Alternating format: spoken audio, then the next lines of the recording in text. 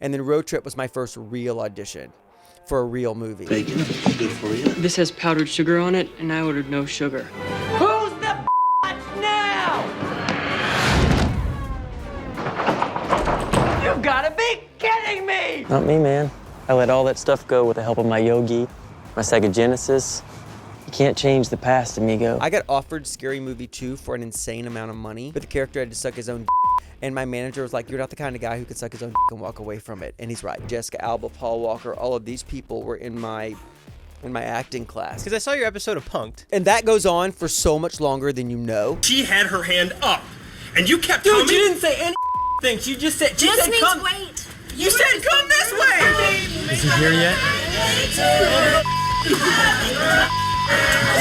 The Breaking Bad clip? I've seen it. Because that's a long take. And it's hard. I'm so proud of that. The New York Times listed it as the 10 best cold opens in the history of the show. All right. I'm hitting it. Whoa! You dudes give up that easy? I'm not a cop. Albuquerque police, you're under arrest. Get on the ground. We were talking about Simple Plan, but did you know when you did New Guy, like, was that music all part of the original plan? Because No. it has such a good soundtrack. Yeah, so I did The New Guy basically because Road Trip was too dirty for a 12-year-old to watch, and my little sister couldn't see Road Trip. And I was bullied in high school, and they sent the script to me, and it was really good, but then they kept sending me rewrites, and they kept getting worse. So then I did something, I think it was like my third movie. My management pulled like the most badass move of all time. They're like, he has script approval and casting approval, or he's not doing it. And I'm like, I have no leverage. On The New Guy? Yeah.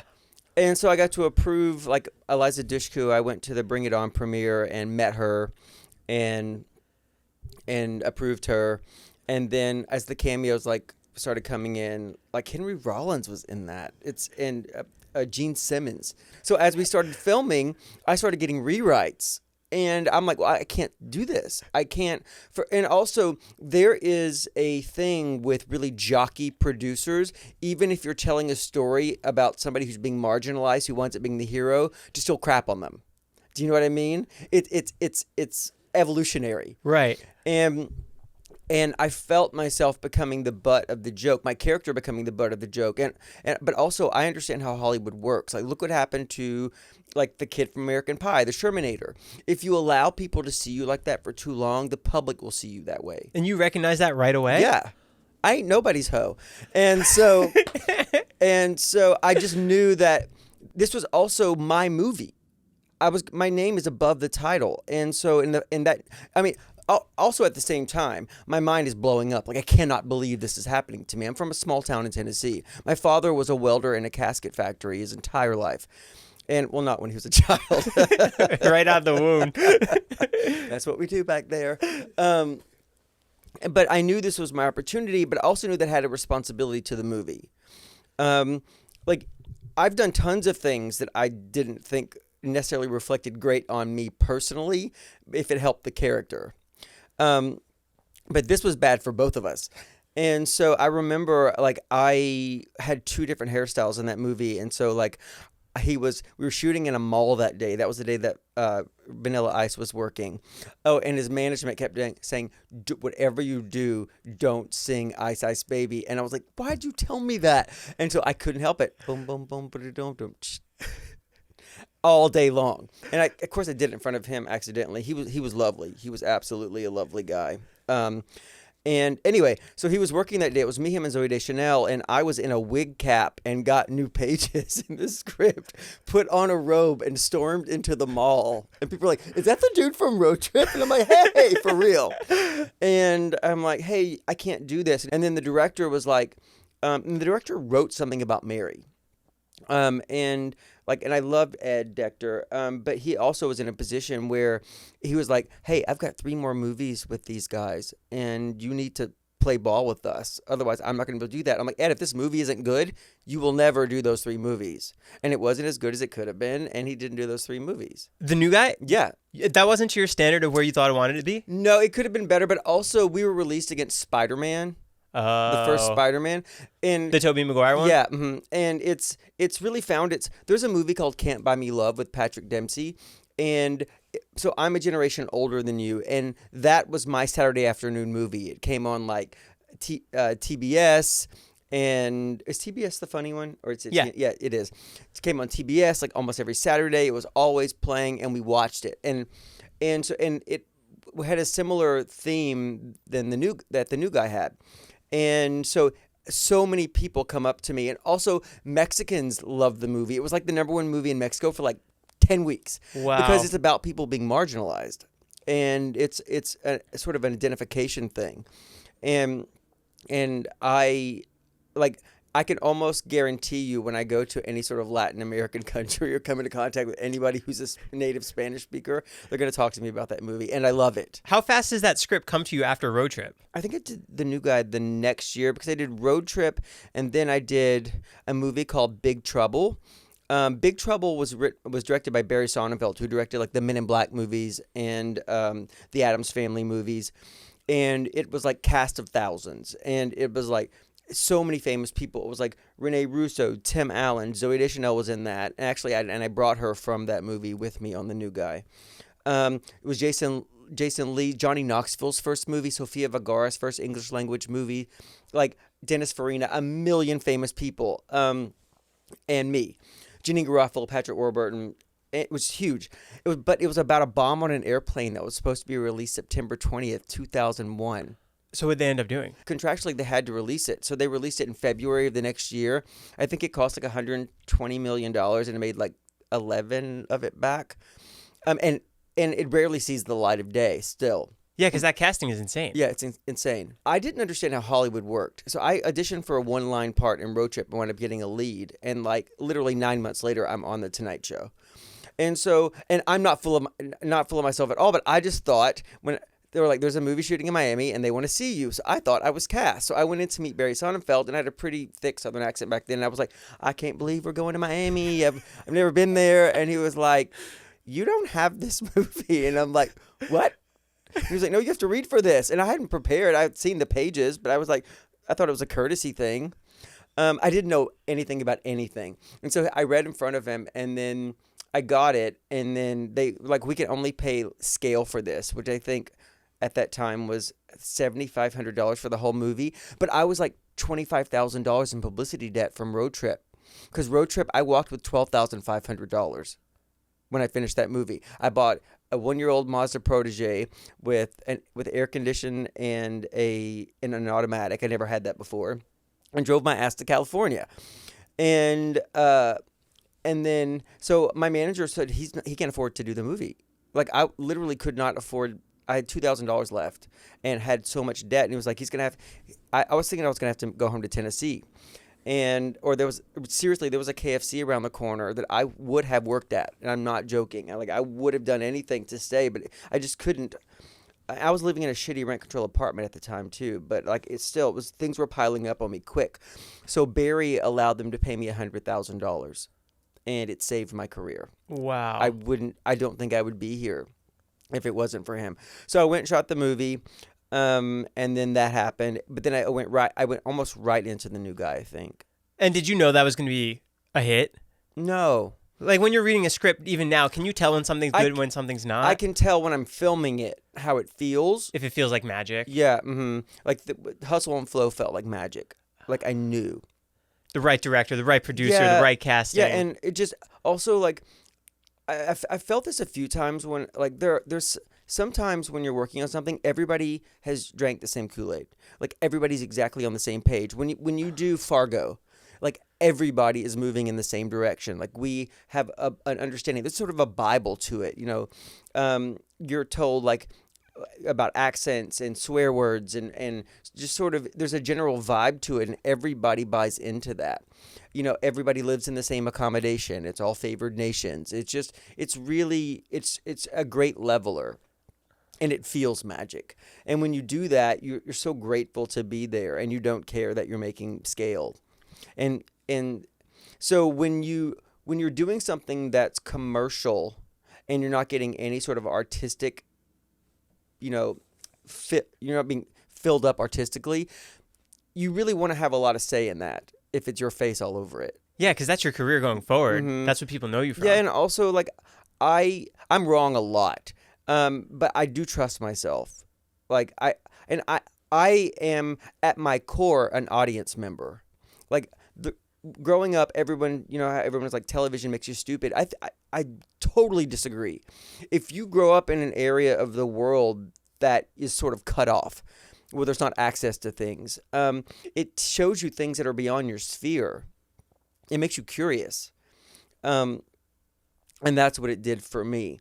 And I get my storytelling from what I like to receive from a story. Were you acting in Tennessee? Were you going to school for it? No, I was in law. I'd gone to the UK and became a contract solicitor and was just reading contracts at a corporate law firm. And then I moved back to Nashville and didn't have the qualifications to be a solicitor, because there's no such thing as a solicitor in the United States. So I had applied to law school, and I was working at a personal injury law firm, one that advertises on television. I think one of the first ones ever in the country to do it. A guy named Bart Durham. He was in a Supreme Court case in the 60s to allow lawyers to solicit. And it literally was like when somebody would be in a car wreck, I had a police scanner, and I would go there. And they would be like, yeah, my head hurts. I'm like, you should see a chiropractor for that. And then how do you get that initial move to road trip for that audition? I was doing plays at night in Nashville, like community theater plays, like in church basements, or like I did one at the Tennessee Performing Arts Center. And people started seeing me. And then Mally Finn, who's a casting director, a big one, who's like cast Titanic, who's since passed, went... she was visiting somebody in Nashville, and she came to see a show I was doing, and she was like, you should be a professional actor. And she was like, and she told me about an audition that was in Atlanta that I had seen in the newspaper, you know, a story about it. You know, they're shooting movies in Atlanta, come down for open casting calls for day player parts. And she was like, go down. You should start going to Atlanta, and when you get enough credits, you can move out to Los Angeles, and I hope you get an agent. And she was like, I think that you're right. You should really be doing this. You needed credits to do that? You can't get an agent. You can't just show up and get an agent. Like, that's the big catch-22. Nobody wants to sign you if you've not done anything. But how do you get an agent? So you build up all the community theater stuff, and then... The community theater is good because by the time you get in front of a casting director, you better know what's happening. Right. Because you may only get the opportunity one time. And, but yeah, getting an agent's almost impossible. I have friends who've been here for like 20 years who still don't have agents. Like, they work at, like, they're fake patients. You know, they're acting like they've got different diseases every day. So they use their skills in other ways, but... This business is almost impossible to succeed in. It's almost impossible to get leverage in. And when I'm in with groups of actors, there's no advice. Because like it's different for every single person. I was walking down the street one day, or my dad met a guy on an airplane. It's all some sort of circuitous route. There's no think about it. Agents would be inundated. And my management company, like I've had a slowdown in my career. I'm not making the kind of money, nobody is, that we all made in the early 2000s because there's so many media outlets. When I first started, there were major studios, 4 networks, and like 3 cable channels. And because there were so few media outlets, the pool of actors was smaller. So it was like almost like your graduating class of actor. And so, Jessica Alba, Paul Walker, all of these people were in my acting class and all doing different stuff. But it would be like if you were up for something that your buddy was up for and they didn't get it, or you didn't get it and they did, you were stoked for them because you knew that they were just taken out of the market and something was coming to you soon. Well, I'm just curious when that all changes, because is that with streaming? Yeah, streaming destroyed it. Yeah, and the residuals were sort of conceived of to allow us to be bright-eyed and bushy-tailed and not look like we've been through hell the next time we need it on set. Actors are flown first class because sometimes you go right to work. And we work 14 to 16 hours a day. And hour 1 has to be the same energy as hour 16 because it shows. The thing is, it makes me laugh. People are attracted to actors. It's a lot of smoke and mirrors, but everybody smells like garbage at 3 o'clock in the morning and looks like hell. Yeah. You're going through a bottle of Visine in each eye. I mean, it is the red carpet is 5%, 3% of it. That magazine coverage and pretty pictures. It's such a small part of it.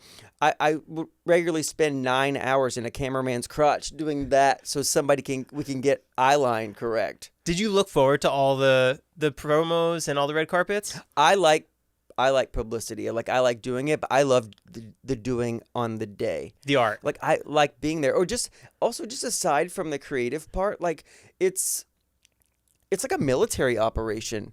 Like you are called like 5:37 a.m. and it's military time, and everybody on the walkie is copying that, and you're copying that when they send you your call time, and it's really well organized. And there are 200 people on the other side of that camera doing a myriad of jobs, like everything from catering to craft service to lighting, and you become close to those people. And I prefer TV over film because it has a longer possibility. Like more seasons. Yeah, and usually, I mean, a movie takes they used to take 3 to 6 months, but now they take 2 to 3 months because you shoot on digital and the lighting is a lot shorter. But what I love about television is that it's open-ended. Also, creatively, the character grows, and that's pretty cool. But the day-to-day is awesome because you're usually moved to a place that you don't live. Like I've moved to Vancouver for TV. I've moved to New Orleans for television, and I've been all over the world with different movies. But you go to a brand new place, start a new life. You have all of these people who are in your cast, and that's great. But then you have 200 people on the other side of the camera doing all these jobs, and you become close with these people. And the moment I know that I'm moving somewhere, I go to my nearest friendly local bar and start making friends, because I also don't want my whole experience in my new town to be sitting around talking about my job. You want that camaraderie. Yeah, sitting around talking about actory bullshit all day long when I could be out. Like when I hate going to a bar, and I love bars. They're like community centers, right? You don't have to go and get wrecked. You can just go and have a drink, talk to 70 people that you know, read your script, do your work. I like the noise. I like this sort of chaos. I'm very social. I like being out. But I hate, not like clubs and stuff, but just like, a dirty bar. I love it. Because there's also like, if John doesn't show up for 2 weeks, somebody goes and knocks on John's door. Especially if you live on the West Coast, we're refugees. Like most of us don't have family here. Our friends are our chosen family. And as you age, especially, older people, if your spouse dies or all your friends start dying, a bar is a place where you can go and everybody knows your name. And if you don't show up, dude, the Chimney Sweep, which is now closed because I think they were selling Coke, which you can't do. Did you know that? Shocker. Yeah. But Meals on Wheels has come there before. Like, hey, we've been trying to deliver meals to you, and we heard you were here. And so I like that. So I established that in whatever new place I move to. And through those people, I meet their friends and their friends. It's very important to me to have a sense of community wherever I am that goes beyond the job. How'd you not get lost in the sauce of just moving here and you still have your footing, you still have your grounding, like you know what you like? Because there's so many different opportunities and things thrown your way that people are trying to get you sucked into it. When I moved to New Orleans, that was hard when my show ended because I'd never been there without having somewhere to be. And all my friends were bartenders and servers. And my local bar was across the street from my house. Also, and this was a long time ago, but a lot of, I think my psychology is Hollywood was the first. It's so interesting because it's such a cutthroat, not nice place in a lot of ways. But it's also the first time in my entire life where I was told that I belonged somewhere. I felt like I really belonged here. And the people here, like Hollywood is this, especially young Hollywood, is like this high school, and you are the popular kids of the world. And they were like, come over here, come sit with us. It really was like that. Did it feel overnight it just changed for you? No, I mean, no, there was a time in LA nightlife. I know a lot of this is going toward nightlife, but it's just what was happening back then. It's so fascinating. So LA nightlife used to be very organized. It was one night, one bar. Monday nights was Joseph's. Tuesday night, I think, was Crown Bar. Wednesday nights was Concord. and there were all of these places that would open up for about like a year. For 6 months, they wouldn't let anybody in, but like Us Weekly would photograph you coming in and out of them, and then they would have Thursday nights would become a gay night, and then we knew it was the beginning of the end, and then nobody went there, and then people went there trying to see celebrities. It was this pattern. And it was the same circles going there all the time? Yeah. Wow. And so, I mean, because like I said, in Young Hollywood, there weren't a bunch of us. I mean, it was like the new celebutantes and young actors, and everybody was going. Like everybody from Leonardo DiCaprio to Paris Hilton. And there was a lady named Pantera Sarah, and she ran LA nightlife for this company called Brent Bolthouse. And Brent Bolthouse was the company that Heidi faked worked at on the Hills. And so they realized that companies realized you can open these bars, and then Bolthouse runs the door. Bolthouse also, when you go to Sundance, they fly all the door people out from the bars because they know everybody. And so it was this really organized time. And the reason why you did it is like I went and met with the head of casting at Fox around this time, and I wasn't going out. I hadn't done that yet. Excuse me. And this is what he told me. He was like, if it's between you and one other actor for a role, and the other actor has more magazine tears, which is basically you being photographed like out being young Hollywood, it's the other guy. And it was the precursor to Followers. It was showing that you're popular. And the way you showed you were popular was if you hung out with the popular kids and you were photographed with them in the places the popular kids go. Right. And both New York and LA had these places. In New York, it was more clubby. It was like One Oak and Marquee and Bungalow 8, I think it was called. But when you go to New York, you're also expected to do these things because it really was just this thing where, I mean, I like these people, but I mean, only a couple of them were my good friends, but they're coworkers. Right. And there's a line in Heathers that said, these are people I work with and our job is being popular. And if you did that, like, and it wasn't bullshit because my management told me that my availability checks, finding out what I was doing, would quadruple if I happened to be photographed and one of those photographs was run. Who is the circles you were running with? For a minute, I was in that sort of Lindsay Lohan. I sort of had a front row seat to that. It was a lot. And I don't want to run her down, but she was out of control. But it wasn't her fault. She was fucking 17 years old. And her mother was pretty permissive, and she was the breadwinner. And did you see the thing? She ran like a $2 million bill up at Chateau Marmont at that hotel when she was renting a house down the street. None of this was her fault. And also the Britney Spears, Paris Hilton, Lindsay Lohan bimbo summit, they were called that by the mainstream press. What a shitty thing to do, right? But it was like, I hung out quite a bit with Paul Walker, and he was sort of my buddy, go-to buddy at the time. And but really it was just Nicole Richie I saw quite a bit of, Eric Balfour. It was just, they're just good friends who we're all young actors. And it really was pretty altruistic. I mean, nobody was... I had to present at the Young Hollywood Awards several years after that all came crashing down, and I'll tell you how it came crashing down in a minute.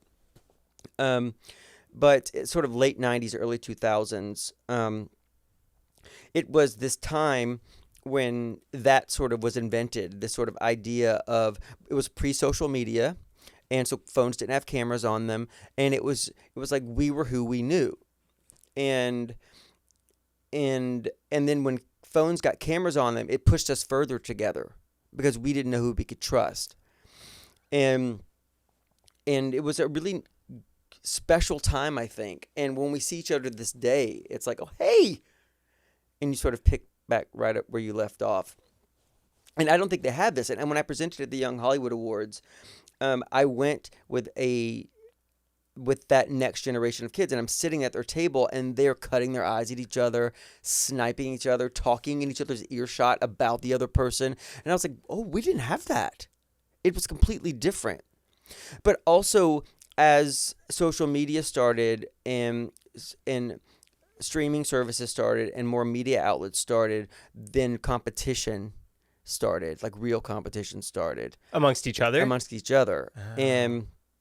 And also salaries plummeted. So you had to work more for less. Why did they plummet? Because because the audience is divided so much. If most things are driven by advertising revenue, and the more places you can go and look at stuff, the less times people are looking at the same thing on the same place. So how do you sell ads to that? Entertainment is almost completely run by advertising revenue. Right. I think it is completely run by advertising revenue. So if you had 5 places to watch something, 5 places could run commercials. If you have 100 places to watch something, then it fractures the so viewership. much. Yep. So the salaries have to go down, and also just corporate greed. Netflix posts their we have a record number of new subscribers, and we're raising the prices. Do you know what I mean? In entertainment, a lot of people don't know that people who own NBC Universal, I think, make light bulbs. So entertainment is like all these places have been bought by bigger corporations. And so now you're responsible to shareholders. They're all responding to somebody else. Yeah. And so we have people who are heads of studios who have masters of business administrations from Harvard who think they're creatives. And so when you're making a ton of stuff and most of it's not sticking, and only the good stuff is, you've already blown your money on like all that other crap. So by rote, it has to come down. Of course, you're not as profitable as you could be. There's nobody who is a storyteller at the helm. What's the best job out there now? Is it a big budget movie? Is that paying the actors the most? Or is it a streaming? TV pays the best. I think it's also why the best. I think that it's no surprise that television went through a golden age and everybody flocked to it. It's because it was the money. Because I remember in 2009, I made a conscious decision to move from films to television because we started shooting on digital, and the price and so much product was being made because you could make them so much faster that I could feel our salaries going down. And I was the beneficiary of the last bit of filming and the last bit of, studios making one $100 million movie a year and like a couple of 30 millions and a bunch of 10s. And at that budgetary level at that time, even at $13 million, you could still make a decent amount of money. And so after Road Trip and after Big Trouble, and I was able to pay my debts back, I got a windfall for the new guy. I got $1 million. Is that negotiating, or they just threw that at you? No, I can't remember. I think it was big negotiation. I think it was a mixture of salary and back end and a bunch of other stuff. And then I made a shitload on Larry the Cable Guy's movie, Delta Farce, because my DVD sales were tied to his. But I knew it couldn't last. And so I was living in my rent-controlled one-bedroom apartment this entire time, like at the height of my earning, because I knew that it couldn't last. And then when I think I got offered something, and they would only offer me like Schedule F, which is scale. That's just the standard rate for those actors. Mm-hmm. And I was like, that's a lot of work for that. And also I commission 25% off the top, and then half of it goes back to California. So that's not a lot of money. And if that's my only job this year, it really fucks me.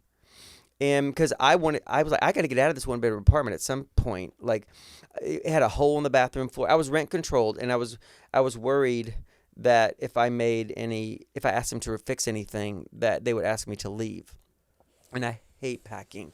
And also, I was gone a lot, and it was safe. But there was in Santa Monica? Yeah, but there was a hole. But I was like in the People's Republic part of Santa Monica. Like, I wasn't in the nice. Like, I was in Venice. Okay. And so, but it just had a Santa Monica address. But like, I had there was a hole in the bathroom floor with a flattened cardboard box and a rock over it. That's what we're talking about. So your neighbors don't peep up? Yeah, oh no, because I was on the bottom floor. No, so nothing gets in. Nothing. And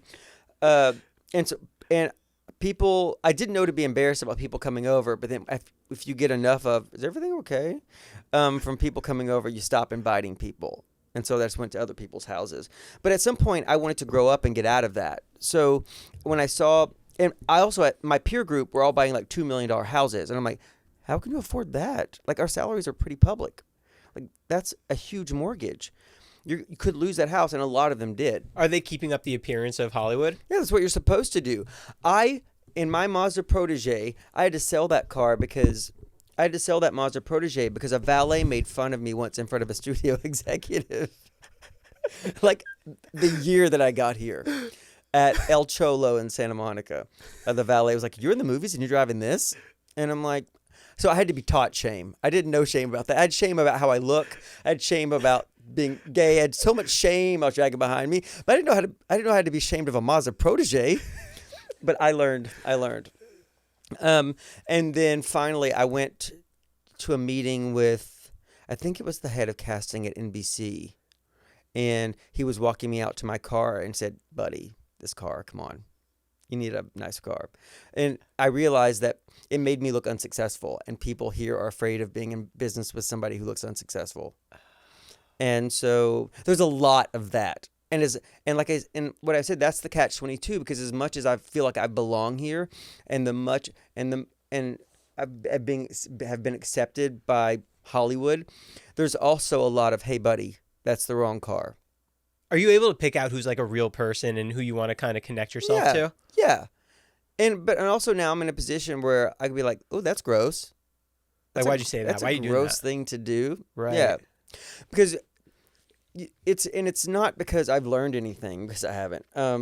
It's because as you get older, and every person says this on their path, is like you lose the ability to care about vapid shit or things that don't matter to you.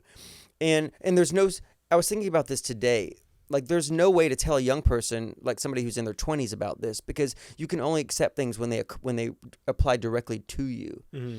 So at some point you just get to a place, and I think I have a really healthy relationship with Hollywood. I was just asked to read for something today, put myself on tape for something, but it's 2 episodes at top a show, and it would stop me from a crazy lucrative appearance somewhere, a paid appearance, and a vacation with my partner. And I'm like, I'm not, and the dates were like, it could be between this date, the 6th of February, until like the 17th of March. We'll you know what I mean? And I'm like, that is not attractive to me. Why would I do that when I would miss out on like 10 times what you're paying me to show up somewhere for 4 days and a vacation with my partner? That's not going to happen.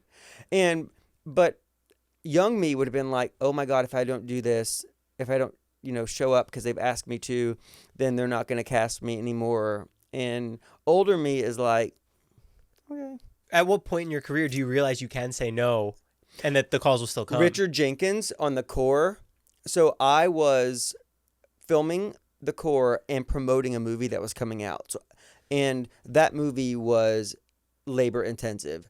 We ran over budget. We ran over time. There was a bunch of rewrites. We were up against a writer strike, so it was pushed into production, and there were a lot of problems.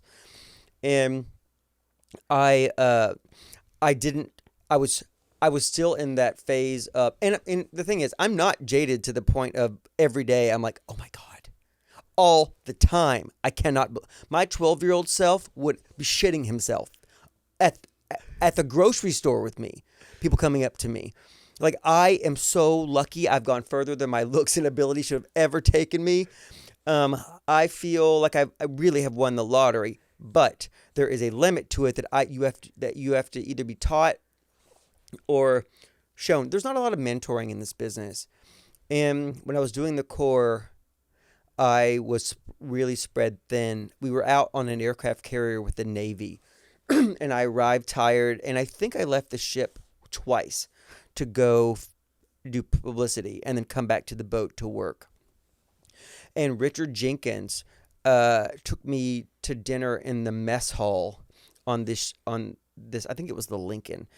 And like before green screen, you had to, if it said open on an aircraft carrier, you were probably on an aircraft carrier, and we were like off the coast of Mexico. I think they were being deployed somewhere. And I thought, "Oh, Richard, that's so nice. Richard Jenkins wants to take me to dinner." But this is what he said: "You look like shit. You don't know your lines. You're embarrassing yourself, and you're wasting everybody's time. At some point, if you don't say no and focus on the thing that you're doing, you're going to get dropped." And then you started saying no to things after that? Mm-hmm. Because you had to Yeah. build your social battery back up yourself. And Not not just social, and but- not just that. It's like you've said yes to this. Whatever you do on that day is your opus.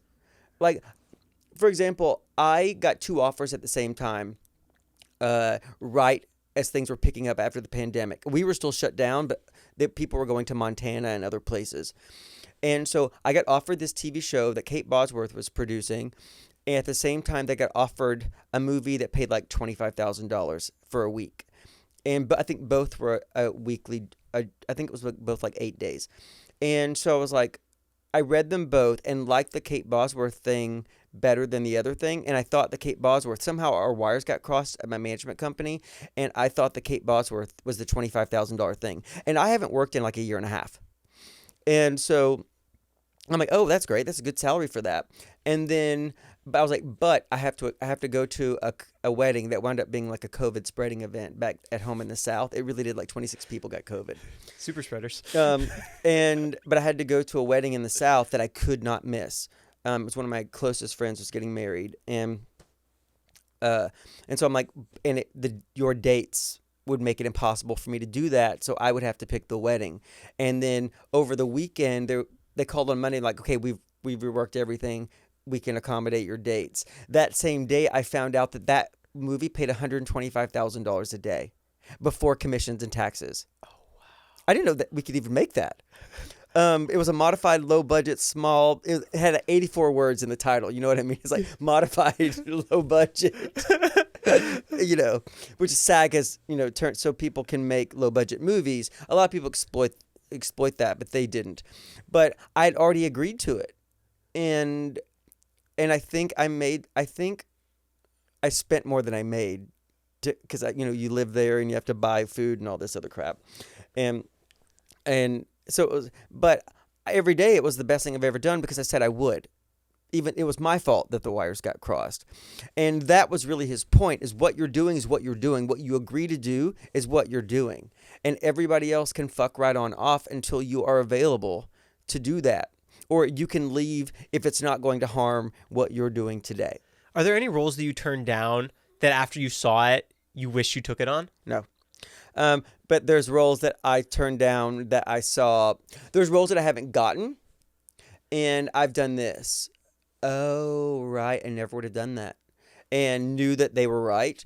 There have been times when there's only one time in my whole career that I didn't get something, and they were dead wrong. So much so that, and I won't tell you the movie, but it was Clint Eastwood. So much so that Clint Eastwood has called me in to read for almost every movie he's done since. He called me in to read for American Sniper. I'm like, Clint Eastwood, have you seen me before? I know you have. You and Bradley Cooper. Yeah, I mean, and I've worked with Bradley since, but this does not say American Sniper. This does not say military, but he knew it was, I fundamentally believe he knew it was a mistake. Because I saw this guy in it, and he was good, but he wasn't old enough to have, or had enough emotional experience to pull from. I mean, I had cancer when I was a child. That gives you bags and gives you some shit going on inside, I think. And he just didn't have that weight that role needed. But it's the only time. Every single time that I haven't gotten something, I've been, oh my God, they were dead right about that. Did you audition for Gran Torino too? No, I didn't audition for that. But at Flags of Our Fathers, I've read for so many things, and I'm like, a lot of stuff. But they're usually right. They're usually right about casting. When I moved to TV in 2009, my first job, George Clooney produced.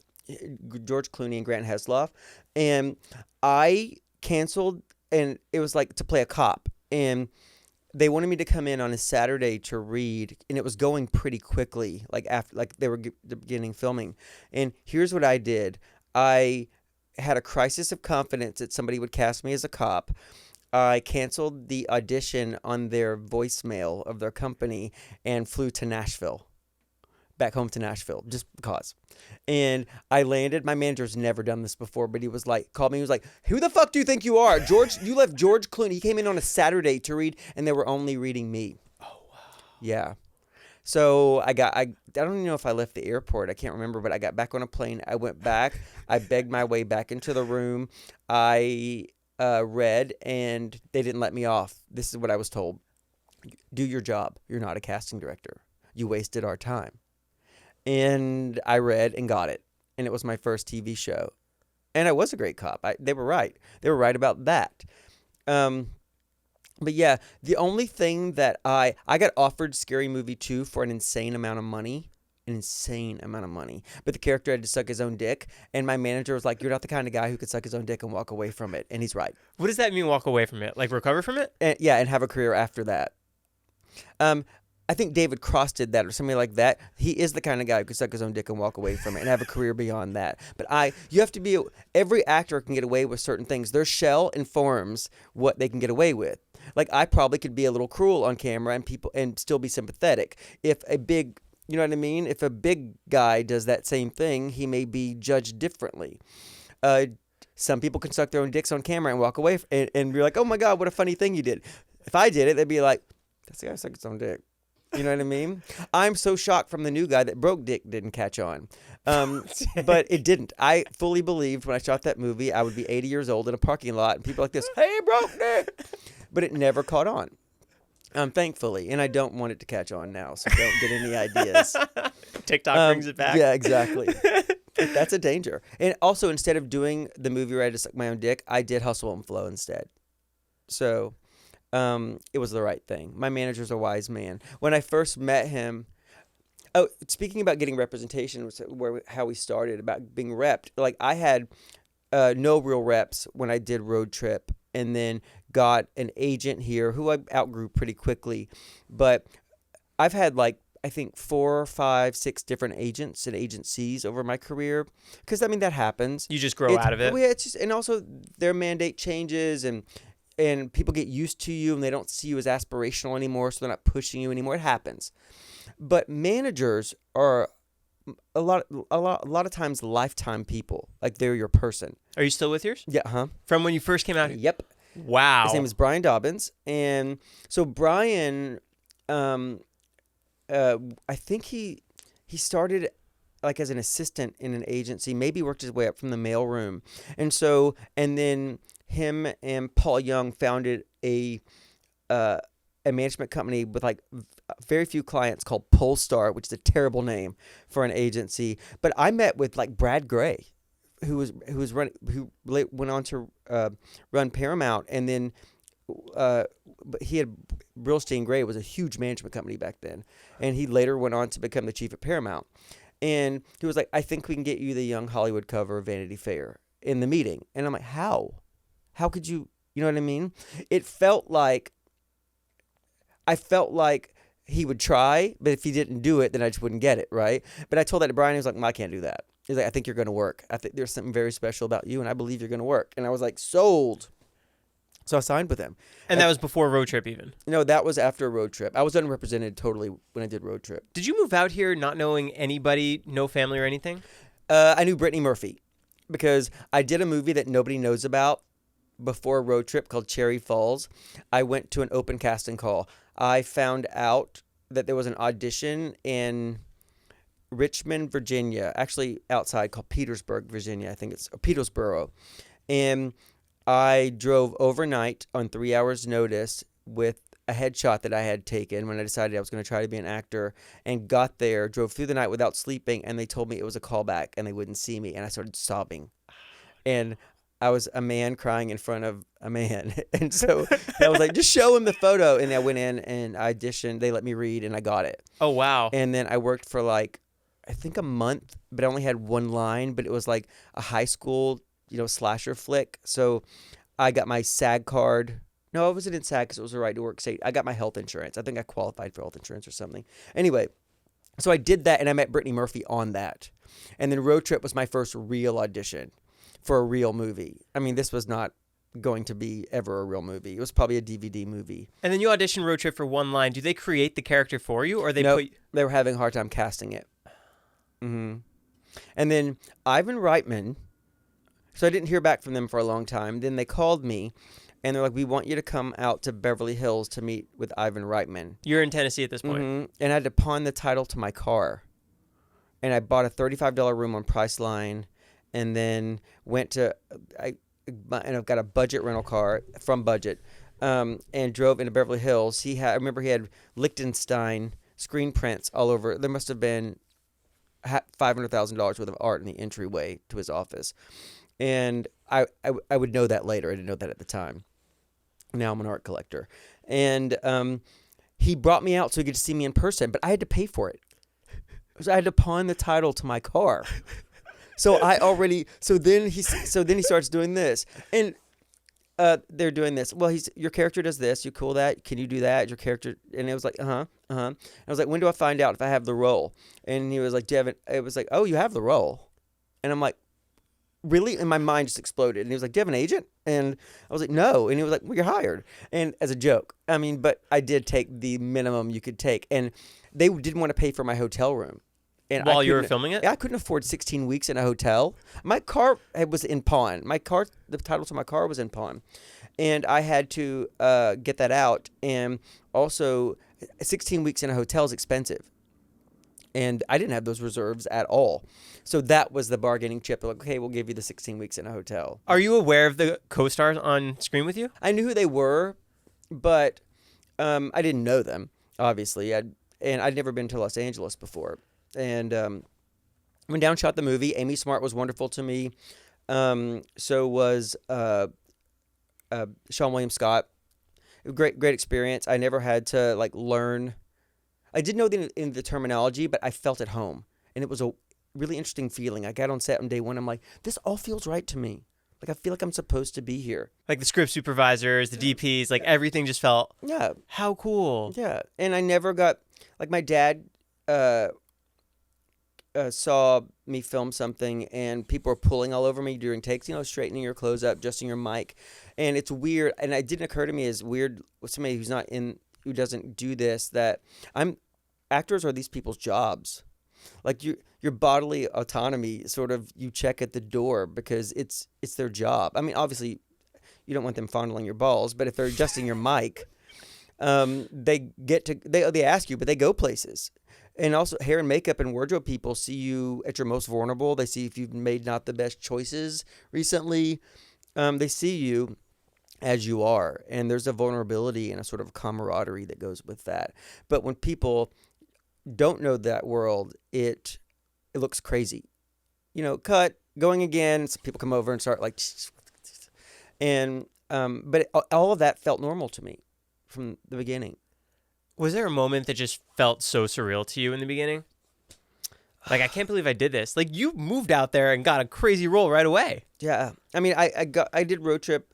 Well, I was already, I came out here to do the Tonight Show and be on, they put me, DreamWorks put me on a red carpet with Russell Crowe for Gladiator. I didn't know him. The movie's awesome. Did you see the new one? I haven't seen it yet. Is So it great? good. I can't wait.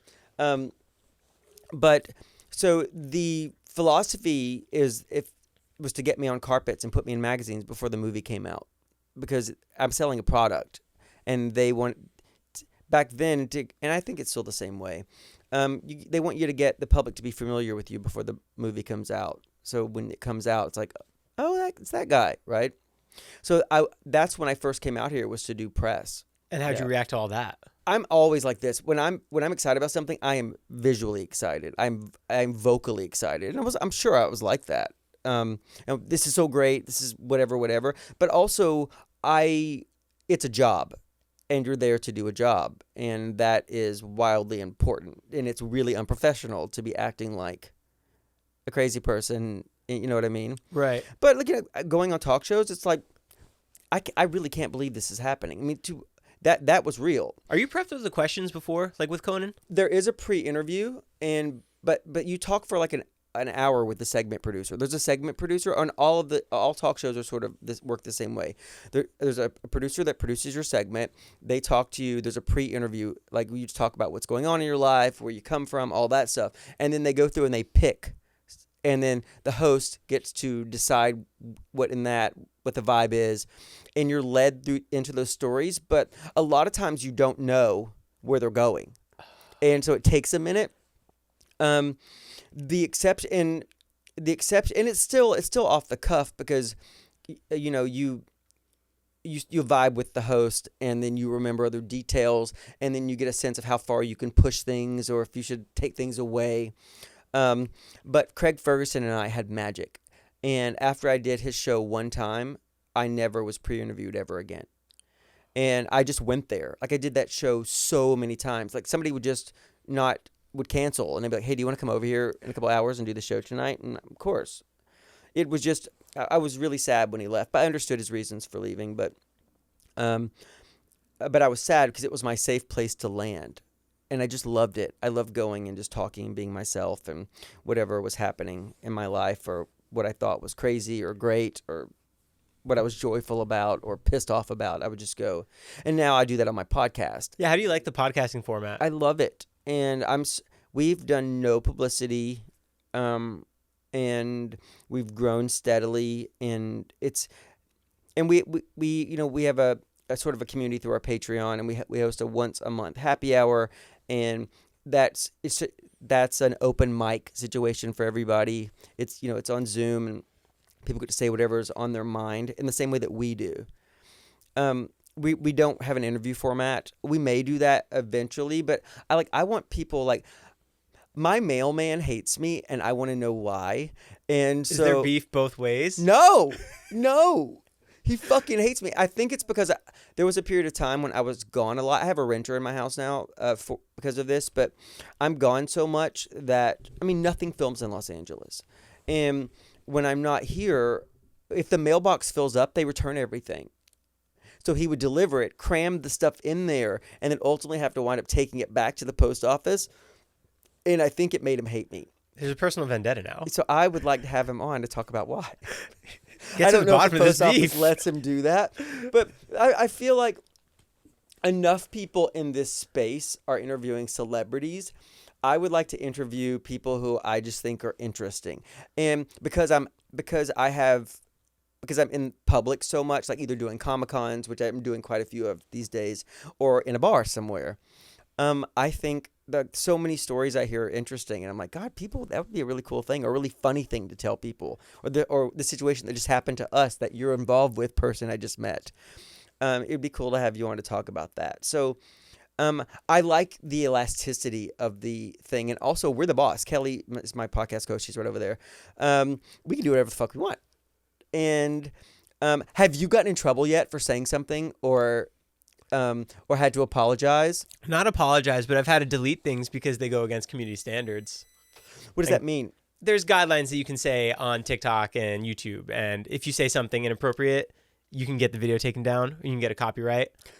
So you have to be careful about certain things. Oh, but not like opinions. But you can't say things like Coke causes AIDS. You can say that, but then people will just say. But would it be a community guideline standard? No, not against that. I'm curious. I am so, and thankfully so. I am so removed from sort of social media and guidelines and things like that. I'm shocked that we haven't been sued, or that no one has come. Because the thing is, here's what I've always felt. If you're awesome, I will tell that. I will sing your praises. If you were not the best, I will give context and try not to editorialize, but I will tell what you did. I feel like it's fair.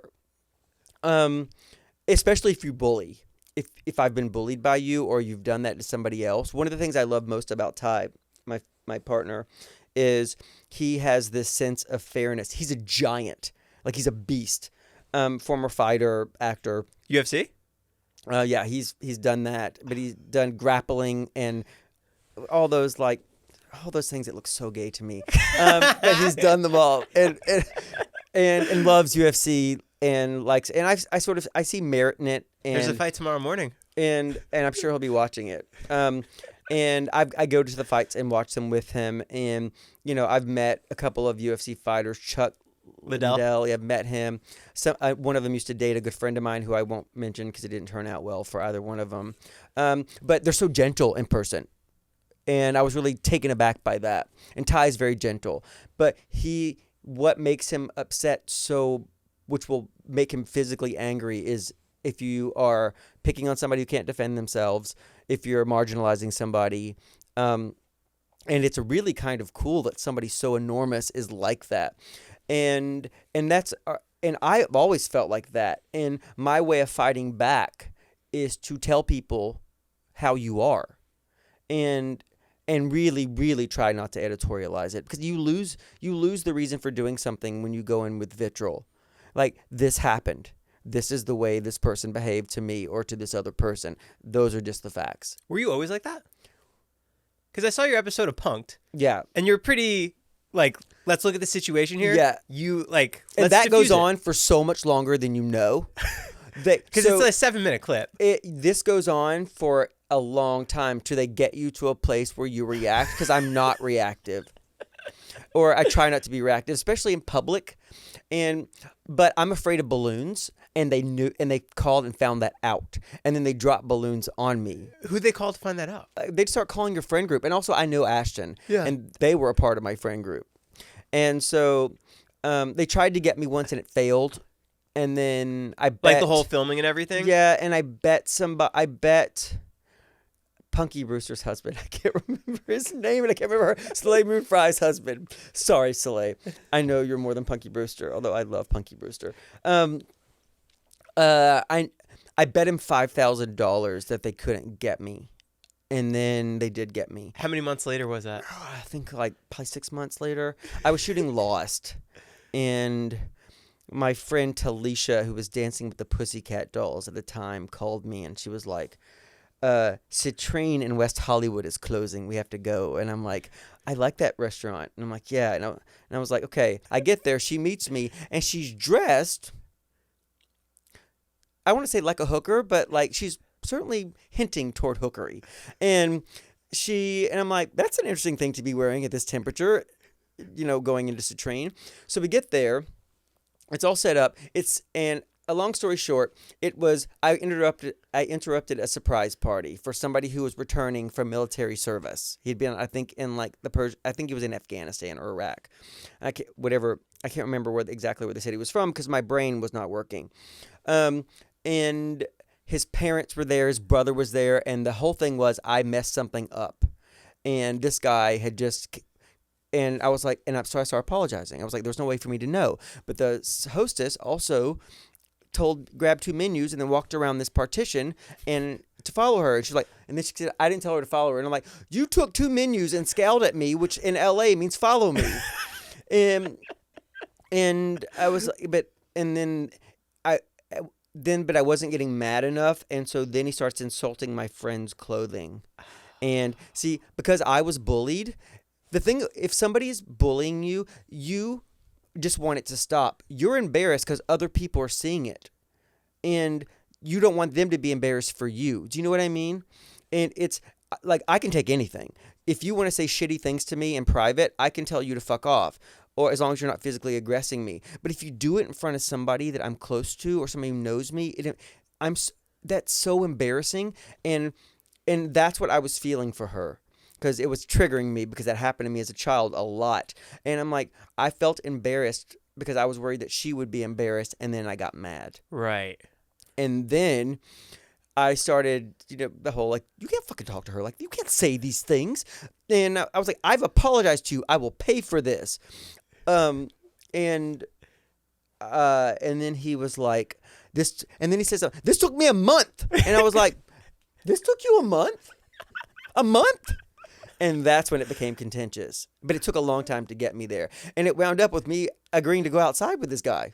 And I think they showed that. I was like, yeah, we'll step outside. You want to talk about it? Because they said it was a private party on the door. And I'm like, well, we're stepping outside anyway, so we can just check if it says that. And it doesn't fucking say that. It doesn't say that. I was like, I said on camera, I realize I'm going to get my ass kicked, but you will know I've been here. Because I was so angry because you're treating my friend like garbage. And then there's no way to apologize enough for this, and they won't let me leave. And then homie shows up on crutches. What do you think at that point? Then I went quiet again. And I was like, and it was like this. The funniest thing was like, who do you think you are? The guy said, when I first wrecked the party, I went like this, My name is DJ Qualls. So I turned around to introduce myself to the guy. He wouldn't shake my hand, and then He invites you to stay. yeah, You're like, I yeah, don't know you. yeah. It was just so.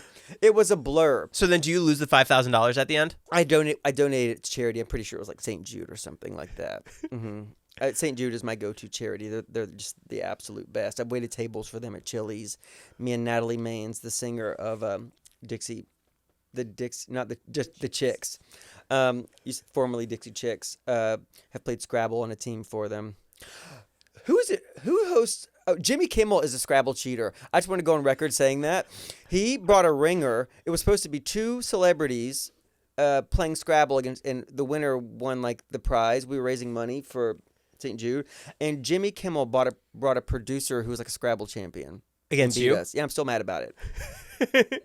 Yeah, me and Natalie Maines, we lost. Todd Phillips directed Road Trip. Uh-huh. That was one of his first, He did a documentary. but not a full feature film. No, I think he did something like won the documentary prize at Sundance. But then there was some controversy later that some of the stuff was staged or recreated, which I don't know. Can you do that in a documentary? I think you can, can't you? If you miss something, Yeah. I think it was called Hated or something like that, and I think it was about frat culture. I didn't see it, but I think it's permissible to recreate things in a documentary because you're just telling what happened. Right, you're Right? telling the story. Yeah, yeah. But you work with all these incredible directors. Guillermo del Toro. Yeah. Guillermo's amazing. Is there something that you pick up from each person?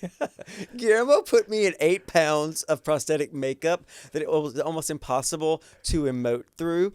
And then these giant rat teeth, and then came on set and then was giving me all of these, like, I had things to say. So I'm speaking with rat teeth in a 1600s American accent, which sounds like Irish. And it's like an Irish person casting a spell is what it sounds like. And so in doing that these teeth are impossible to talk in. So it was like, now say this. And extemporaneously, he would come up with like a 4-line paragraph for me to say that I would have to remember. Is that easy for you though? No. And there's a lot. And also I was stationary, and also the rat's head, they're sort of there's a curvature to it. So when I got my life casting to make the thing, I had to be like this to the point I couldn't swallow anymore. So it would, or maybe it was like it was like that. So then it would be like that. Yeah. So it would have that sort of arc up. And so I'm like that, stationary. There are 8 different cameras around me on tracks, and I'm having to emote but also control my emotions and also say these, like, I love him to pieces, but what I love about him is that if he gives you this thing to do and you don't do it, even though I'm literally wearing 8 pounds of makeup and cannot move, and he's like, he'll do this. Don't let me off easy, Guillermo. Yeah. And he wants to just go do another one? Yeah, well, you do it again, but it's not like there's none of this. I know what I'm asking you to do is Herculean. It's this. No, say this, and then he'll repeat the same sentence. He's a genius. He is a genius, and a one-of-a-kind character, and a lover. And the thing that I love the most about Guillermo is that he loves this. Like, he is such an audience member too, and his storytelling comes from his love of what has come before him. I really, really, that excites me. What films did you watch back that you were like, I did good in that? I don't watch them. Nothing. I've seen parts of Road Trip. I've never seen the whole thing all the way through. You're not even watching your parts to see how they filmed you? Hell no. No, because here's why it's dangerous. Like, I'll watch bits and pieces of it, and there is an argument that you learn from watching yourself, and then you can get better. I would rather plateau, because the risk of me being inhibited, if I start really, like, I have a hard time. So there's some days I can't look in the mirror. Like, I have some things that I've tried to work on. Anything that's ever been written bad about me, I'm like, yeah, fucking, I knew that 7 years ago. And my appearance or whatever, like, but I don't want to reinforce it to myself, and I don't want to speak negatively to myself. And if I over engage in the looking at myself, and everybody does this to some extent, nobody, like, we all pull ourselves apart, but it's easier to be able to get away with that if you don't solely rely on this as a source of income. And also my career has also become my way of sort of relating to the world. Like I know that's how I identify Right. a little bit. I'm a storyteller. And whether it's the podcast or being on a TV show or a movie, like, and I don't want to get in my head to the point where I can't do these things anymore. I like this. I like being who I am. And also film is an editor's medium. The fact that we get like awards for it, I find interesting because so many times appearances are created in the editing room. I did a guest arc on this show called Perception where I played an FBI agent, and I got very sick one day on set. Like the flu just came over on me within a matter of hours, and it got so bad. This has never happened to me before or since. I fell apart. Like in real time, I couldn't get a cell phone into an evidence bag and get the lines out. And so they took it line by line and edited it together. They fed me line by line, and you can't tell anything. And they had me back like 3 more times. Like they knew that I was sick. I fell asleep at a traffic light on the way home. That's how sick I was, and I was driving. But so many things that you do can be fixed in post, and thank God for our editors and thank God for our directors, and because they are the stewards of our ship, but we can control what we give them and how seriously we take it and how well prepared we are. But there's a lot of times you don't have control. They'll pick a take that wasn't your best take because the lighting is better or the sound is clearer. And there's so many variables that you can't control. Did you ever look back at the Breaking Bad clip? I've seen it. Because that's a long take. And it's hard. I'm so proud of that. The New York Times listed it as one of the 10 best cold opens in the history of the show. So and good. I take a lot of pride in that. It's a single camera, no cut shot. And there's all these things going on in the background. So if we flubbed or somebody messed up, everything had to be reset. Did that happen? Yeah, many times. It happened, and it really happened because there's a part where it's a dance, right? Me and the character Badger are doing this dance. And we get and he's like, that guy carrying those balloons over there, or the guy right there in that laundry van. And so they would all have to do their part and pull into the frame of the guy walking the dog. So all this stuff's happening in the background, and we're in the foreground in a close up that goes to a medium shot that goes to that shows the world. And we got to the place where I had to pull this gun out of my boot and say, get on the ground now. And it worked every time in rehearsal, worked every time in lighting setup. And it started getting caught every time I did it. And this happened a bunch of times in a row to where I'm like shitting myself at this point. And people I could tell are getting frustrated with me. And like the director's coming up and he's like, and I'm doing that. It's so easy. And then I did it again and it happened again. And I got so overwhelmed and afraid I pulled the boot off. And there was a tiny little leather tab in the boot that if you pulled it fast enough would catch every time. But if you just did this, and that's what everybody's doing. Look, this is pretty easy to pull that out of the boot, isn't it? Like, and I'm like, I know that I can pull a gun out of a boot. I know I can. I've done it before. I did 2 years of chemotherapy. I think I can pull a gun out of a boot. I've done some hard things. This is not hard. And sure enough, it was. And then they came and cut the tab out. And then I was like, and then I got a standing ovation. And then, I got teary-eyed. And then I dropped Bryan Cranston's Emmy. He just won it, and he brought it to set, and I dropped it. We were in a field, and thank God I dropped it on grass, and he was the coolest about it ever. But What was his reaction? I was like, everything stopped for me. The world stopped, and I was like, I dropped it. Bryan Cranston, like, no, but he was just like, oh, I dropped it.